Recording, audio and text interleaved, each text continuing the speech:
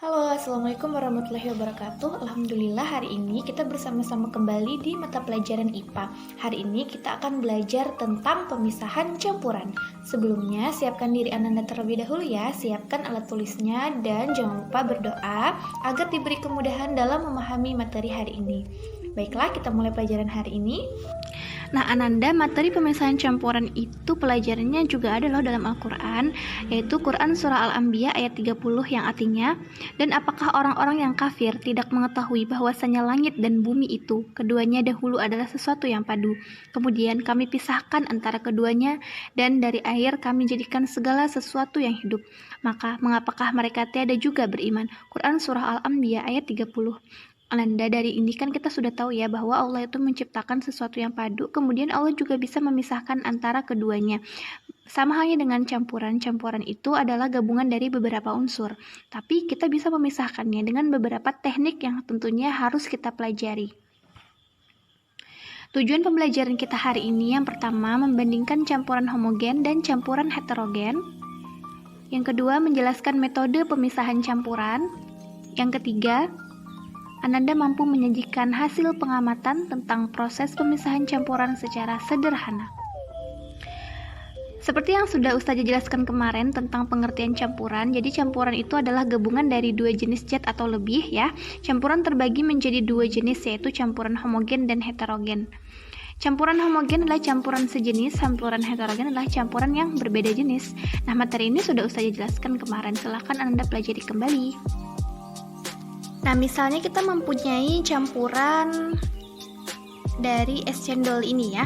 Kemarin kan sudah Ustazah sebutkan juga bahwa contoh campuran itu misalnya seperti es cendol. Nah, es cendol ini kan ada bagian yang besar ya, seperti cendolnya misalnya. Kemudian ada perpaduan atau campuran antara air dengan santan. Ada juga es batunya di sana, ada gula merahnya. Nah, bagaimana misalnya kita ingin memisahkan cendol dari cendol yang ada ini, dari es cendol ini kita ingin pisahkan cendolnya saja, atau kita ingin mengambil es batunya saja. Nah, ada cara-cara pemisahan campuran yang harus kita ketahui. Untuk memperoleh zat murni, penyusun campuran dapat kita pisahkan. Zat-zat campuran tersebut dapat kita pisahkan secara fisika. Prinsip pemisahan campurannya adalah wujud zat, ukuran partikel, titik leleh, titik didih, sifat magnetik, kelarutan, dan lain sebagainya. Jadi ini dasar-dasar kita memisahkan campuran yang ada. Ada banyak sekali metode pemisahan campuran yang digunakan dalam kehidupan sehari-hari ya.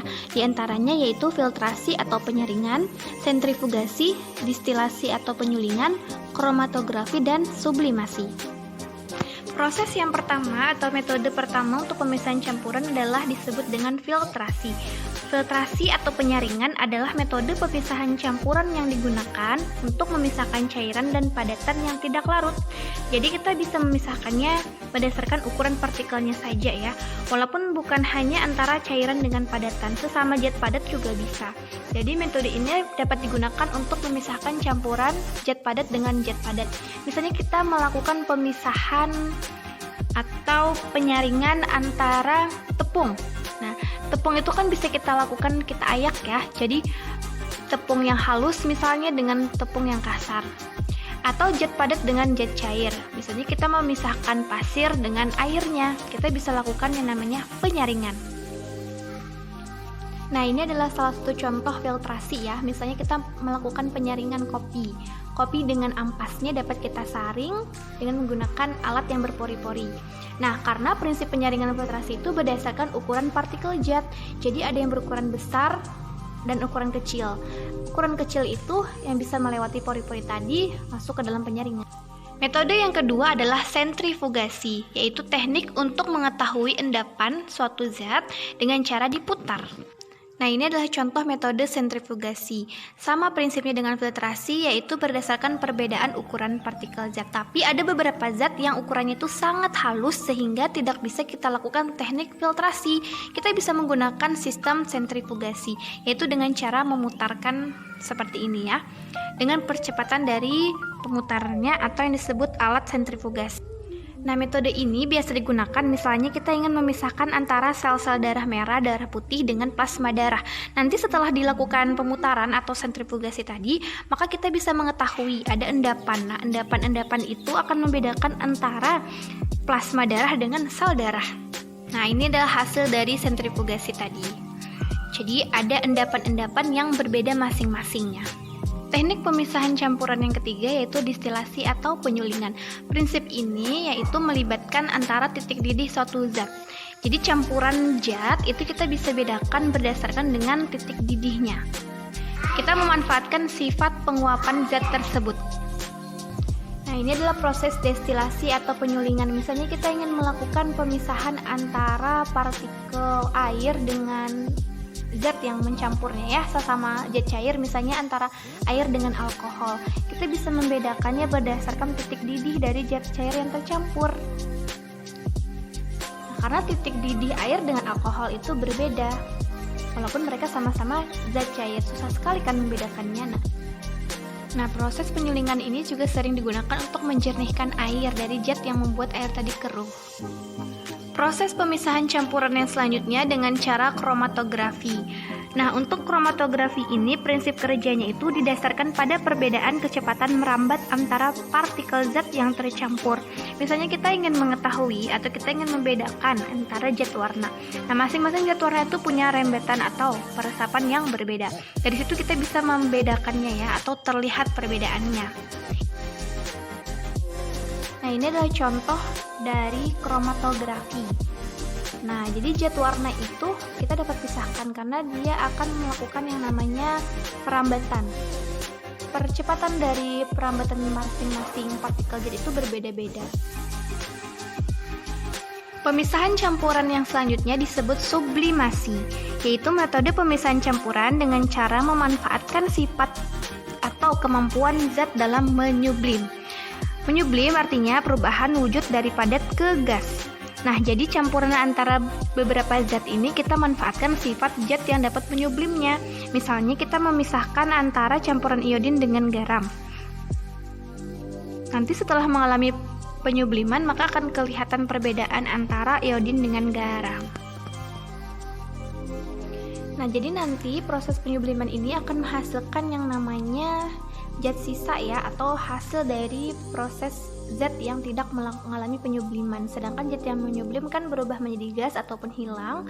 Nanti sisa-sisanya itu adalah hasil dari pemisahan ini zat yang tidak bisa menyublim. Baiklah, materi yang Ustazah sampaikan hari ini tentang pemisahan campuran dapat kita tarik kesimpulan bahwa pemisahan campuran itu dapat dilakukan dengan beberapa teknik yang tentunya berbeda-beda tergantung dari campuran yang akan kita pisahkan. Teknik atau metode pemisahan campuran itu bisa dengan filtrasi, sentrifugasi, distilasi, kromatografi, dan sublimasi. Pemisahan campuran dilakukan untuk berbagai kepentingan, baik di bidang kesehatan, industri, dan lain sebagainya. Sesuai dengan dalil Quran surah Al-Anbiya ayat 30 yang artinya, dan apakah orang-orang yang kafir tidak mengetahui bahwasanya langit dan bumi itu keduanya dahulu adalah suatu yang padu, kemudian kami pisahkan antara keduanya, dan dari air kami jadikan segala sesuatu yang hidup, maka mengapakah mereka tiada juga beriman? Quran surah Al-Anbiya ayat 30. Ananda Ustazah ingatkan kembali ya, kita sebagai seorang yang beriman, kita harus mempercayai bahwa Allah itu maha kuasa, dan segala sesuatu yang Allah ciptakan, Allah dapat menggabung ataupun memisahkannya. Dan dari apa yang Allah ciptakan itu dapat kita ambil manfaatnya. Dengan kita memisahkan campuran-campuran yang ada, kita dapat memanfaatkan sifat dari campuran yang kita inginkan, atau sifat dari zat itu secara tunggal. Jadi baik itu zat tunggal ataupun zat campuran itu adalah semua merupakan karunia dari Allah, dan kemampuan kita untuk memisahkannya juga didasarkan pada kemampuan yang diberikan oleh Allah. Semoga dengan kita mempelajari segala macam pengetahuan ilmiah atau kita mempelajari hal-hal yang ada di alam ini senantiasa mendekatkan diri kita kepada Allah, meningkatkan keimanan kita, dan kita harus senantiasa bersyukur atas apa yang Allah ciptakan. Nah, demikianlah materi yang Ustazah sampaikan hari ini. Semoga bermanfaat bagi kita semua. Ananda jangan lupa untuk selalu menjaga kesehatannya dan membantu ayah dan bunda di rumah. Terima kasih. Wassalamualaikum warahmatullahi wabarakatuh. Sampai